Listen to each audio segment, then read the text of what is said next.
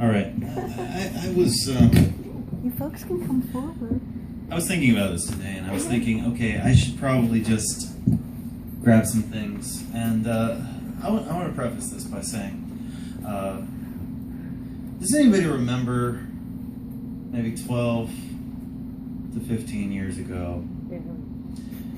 There was this thing, there was this stuff you used to be able to get at a head shop called Salvia divinorum.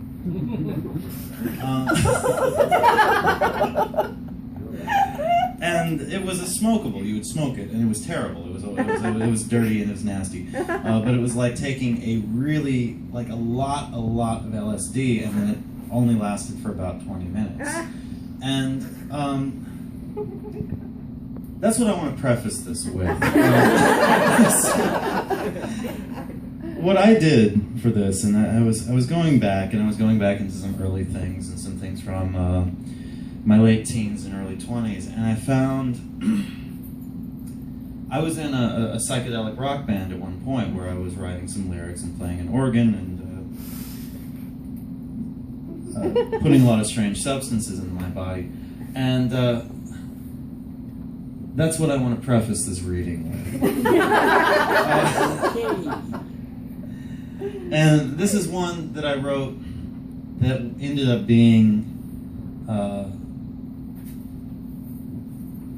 don't know if you'd call it a song, but here we go. These are some lyrics from my days in my psychedelic rock band. This is a piece called The Crucifixion of the Giant.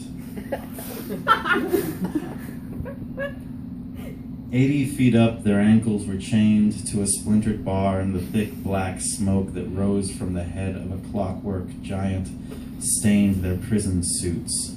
The cannons had pushed it back from Natchez past the torn canvas horizon to Eggshell Hills, where we pulled up the railroad and built a frame. The bronze of its body shattered into the air, and it was pulled into place by hook and rope. The silhouette still hangs there, and the sun sets behind it. Up close, the face reveals the scroll work of dead ages, empty eyes that drip out creosote tears, and the springs and the gears are scattered on the ground, and the god is abstract again.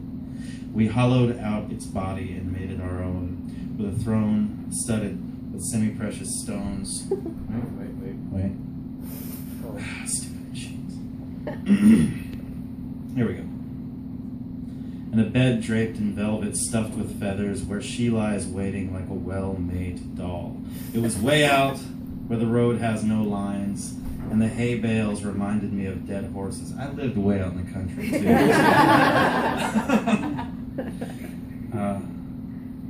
With their heads pressed, a lot of cow pastures out there. And, you can find other things in cow pastures as well. With their heads pressed into the ground by the weight of their bodies, and how the milk of the ages fell through their eyes, and the dark and ancient oceans filled up your hollow teeth. I'll never know, or how you could sleep with your forehead pressed against a window, slouched in the passenger seat like that, fog slipping out of your nostrils. Maybe this will leave a mark, a zigzag scratch dug through the ground. Beasts run off again, still tied to the plow. This one will leave a mark on my neck or on your shoulder. And these words of gratitude I've heard before, where the lines of the hurting thin out, and these broken piano melodies remind me of when our clothes stank of stale champagne, and all we ever cared about was what was reflected. We wore insect shells on our fingers and lingered in parking lots, painted your face with a hummingbird feather, and hid behind the teacups.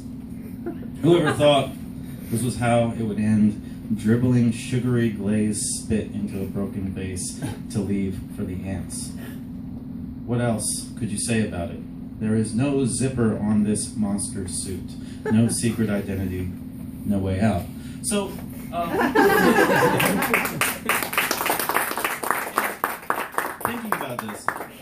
thinking about this project, I love doing this project because firstly, two things happened to me. It makes me go back to this stuff, which I have not looked at in probably at least 10 years, probably longer, probably more like 12 to 15 years, and then think about, firstly, what the hell was I thinking? That's the first thing. Especially going back to something that just doesn't make any damn sense. And trying to figure it out again. And it's almost like finding some strange artifact of some forgotten civilization. It's like, well, okay, there's that.